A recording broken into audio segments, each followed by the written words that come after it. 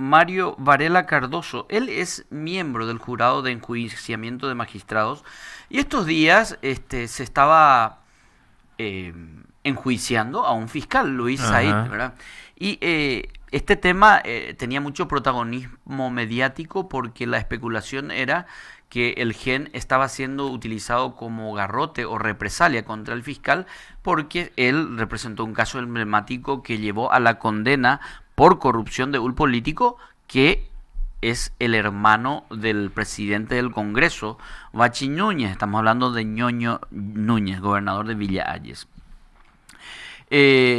Y vamos a conocer un poco, en el resumen de la información, hoy ya mencionamos de que en uno de los casos fue penalizado y en otro fue absuelto. Senador Mario Varela, buenos días, ¿cómo te va?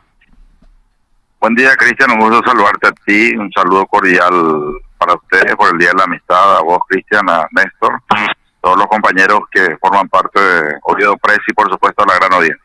Gracias, Muy buen día, senador, senador. y recíproco el saludo. Lo Senador, que antes de tu entrevista nomás, Cristian, sí. justo no estoy desayunando todavía y te estás acordando de un curechiri igual.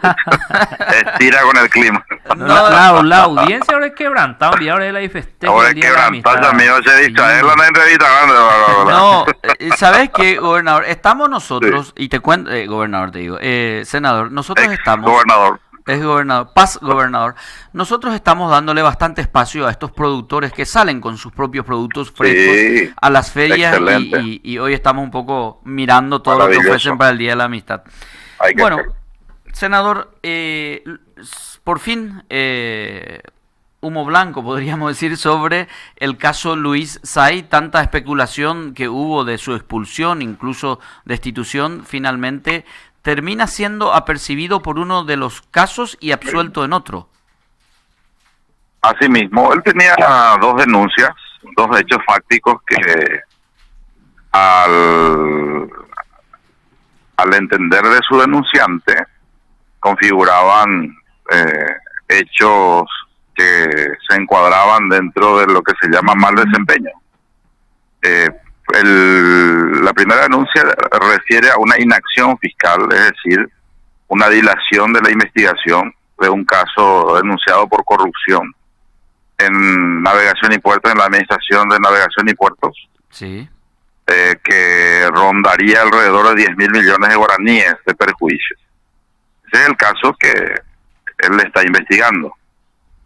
Y el otro hecho que se le atribuía en la denuncia es la falta de imputación. En el primero de ellos, del hecho denunciado, sí, nosotros hemos podido comprobar a través de las pruebas producidas dentro de la sustanciación del proceso, que dura 180 días total, desde el momento en que se pone a conocimiento del jurado, son 180 días dentro del, o sea, ese es el plazo en el que se debe resolver una causa. Eso prescribía mañana, no, el 2 de agosto. Y por eso es que se le dio mucha celeridad también al procedimiento, al proceso, porque si no íbamos a caer nosotros, el jurado, en una inoperancia, en una negligencia por prescripción de la causa. Por ese motivo es que tuvimos que resolver dentro de ese plazo. Volviendo al tema, retomando un poco el relato de los hechos y las pruebas producidas tanto por el fiscal acusador, el doctor Celso Ayala, y también el enjuiciado, el doctor Luis Amado Said Prágueda. Ellos arrimaron sus respectivas pruebas y bueno, después de ese análisis se llegó a la conclusión de que efectivamente hubo 30 meses de atraso sin ningún tipo de diligenciamiento. ¿Qué quiere decir eso? Que no se remitió ningún oficio que opere a fin de proseguir con la investigación fiscal. No es que se le exige en ese plazo, sino que mueva, que sigue oficios, informes. Hola, no sé si me copian porque estoy en tránsito. Te escuchamos, te escuchamos. Desechamos el segundo hecho de la falta de imputación porque a nuestro entender 6 de los miembros, excepto el ministro Garay Zugolillo, entendimos de que la atribución constitucional que tiene el Ministerio Público y los representados por el fiscal general del Estado y los agentes fiscales, adjuntos y los agentes fiscales, no se le puede juzgar por falta de imputación porque es una atribución exclusiva y excluyente del Ministerio Público.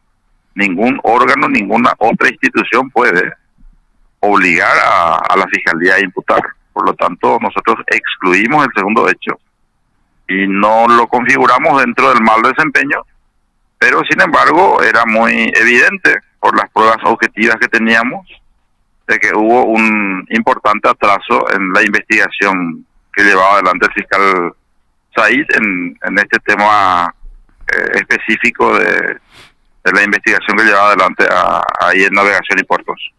La especulación, senador, de que esto era una vendetta prácticamente o una venganza, queda diluida con esta resolución del jurado de enjuiciamiento. Totalmente. Pero es natural, uno no puede molestarse por eso. Nosotros siempre tenemos que estar preparados en escuchar las críticas. Hasta es saludable. O sea, a mí me parece que en democracia hay que discutir, debatir dentro del marco del respeto. Porque el antecedente en la época de González Dar es un antecedente sumamente negativo, nefasto para la justicia paraguaya y las instituciones republicanas, y de repente esas presunciones a veces, como esos nubarrones encima, siempre están, pero eso está totalmente desechado. Y te aclaro que jamás en ningún momento hubo ningún tipo de dictamen o redacción de una resolución de destitución. Eso no existió nunca. No hubo.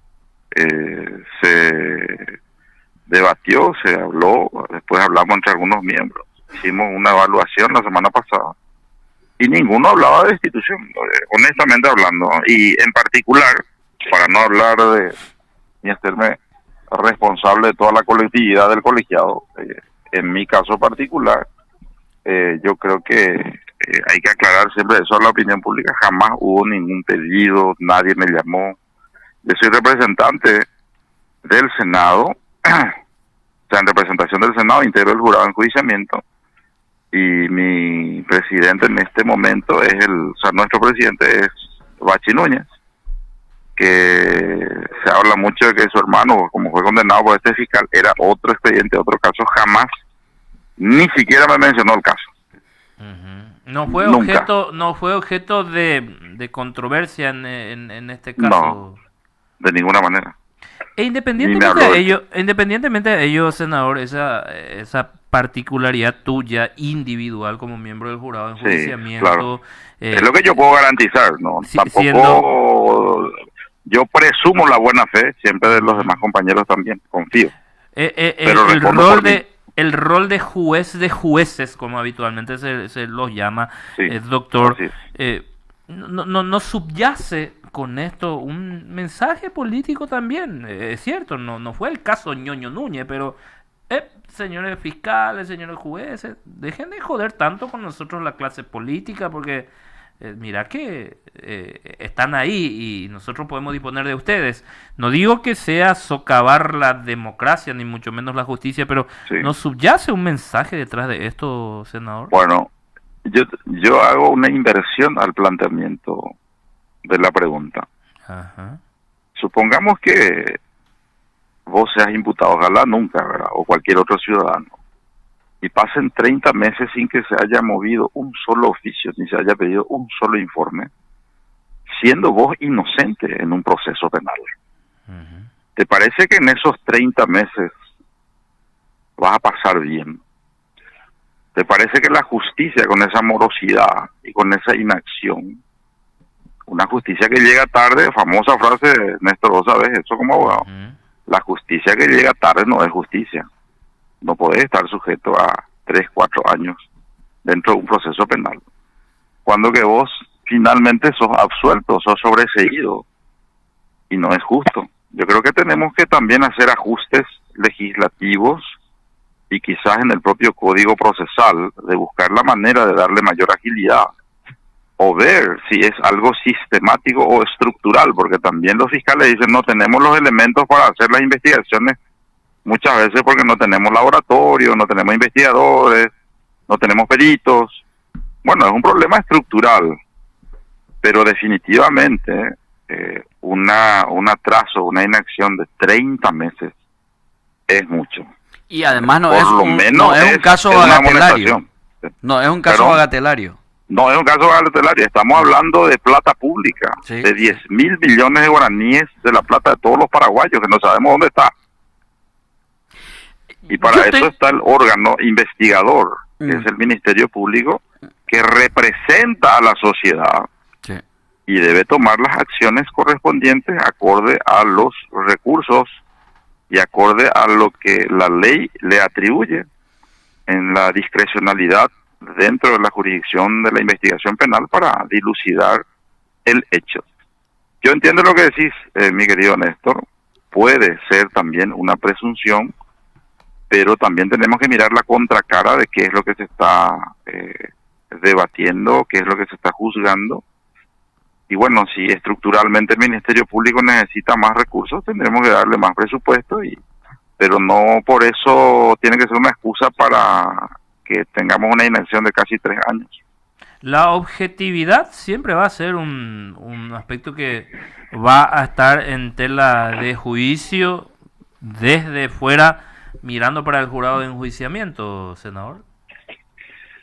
No, pero para eso los fallos deben estar fundados. Evidentemente tiene que existir una fundamentación convincente, clara y transparente.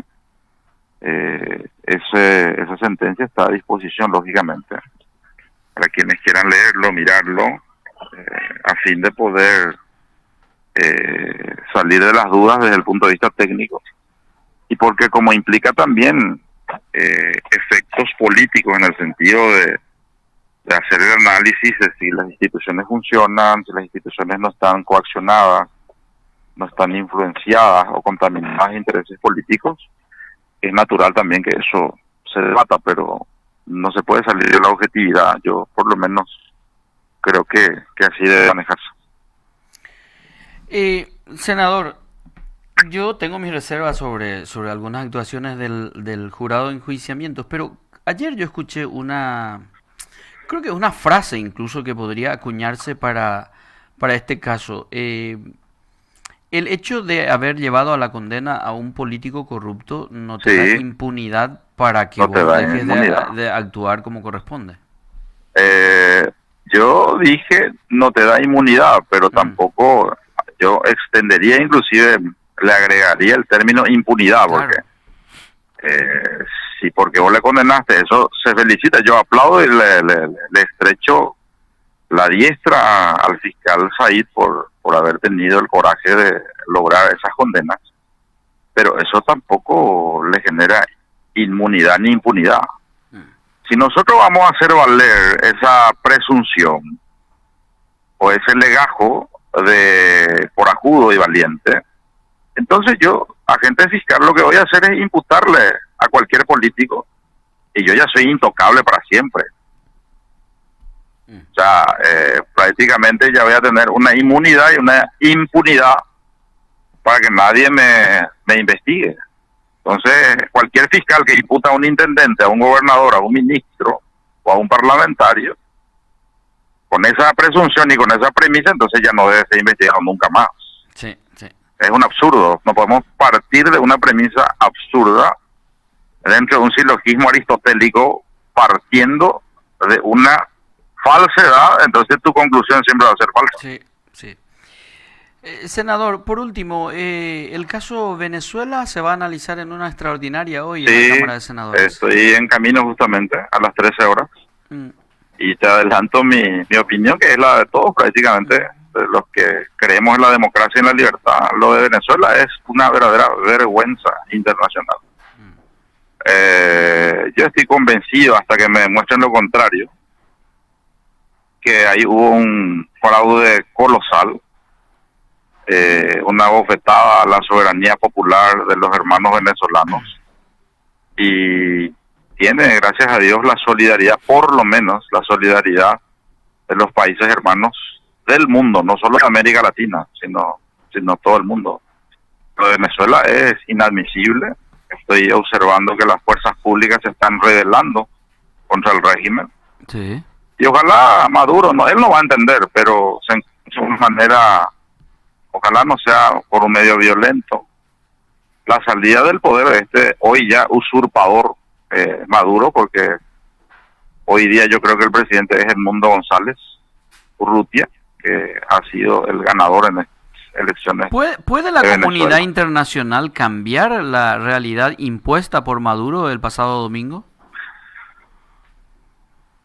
Y tiene efectos, lamentablemente, los efectos también de las sanciones de los países hermanos afecta también al pueblo venezolano cuando ellos tienen esas sanciones económicas, políticas. Fíjate vos que ahora están expulsando embajadores de Argentina, de otros países también hermanos.